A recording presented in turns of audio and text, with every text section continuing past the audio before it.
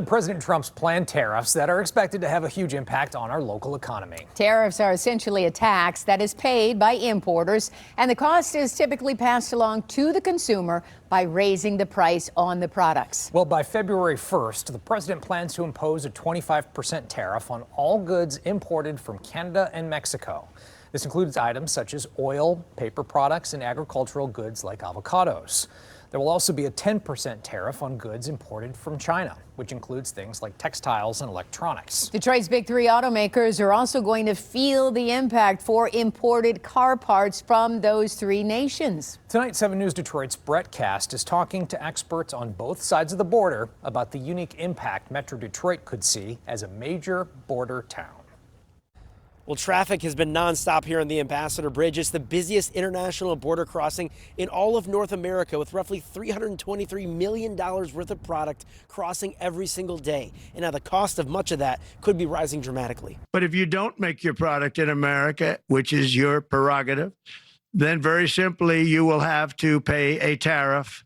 On day 3 in office, speaking to the World Economic Forum, President Donald Trump again proposing tariffs just days after pledging to implement a 25% tax on goods from China, Mexico, and Canada starting February 1st. We export a lot of products into Mexico today and into Canada. Dale Hadel works in Sterling Heights for Citic Die-Castle, the world's largest producer and exporter of aluminum wheels. They supply to most auto assembly plants in the U.S. and are concerned that Trump's tariffs and potential retaliatory tariffs from our neighbors would lead to rising costs.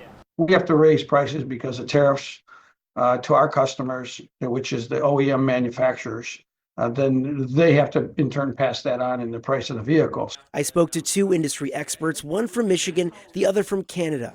Both agree the American consumer would likely bear the brunt of the costs. The suppliers in the supply chain cannot weather a 25% tariff. Ground zero for the impact of a 25% tariff in automotive is Detroit-Windsor. Flavio Volpe represents auto parts manufacturers in Canada.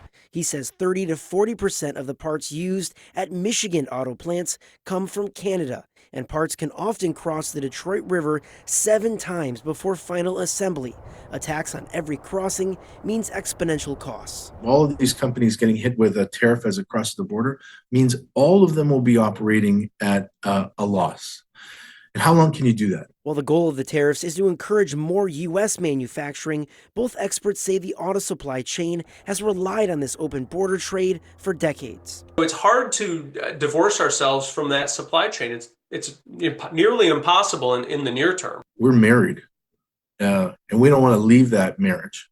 We're all going to hurt at the same time. While the country's leaders argue, both Canadian and American consumers agree that costs are already too high.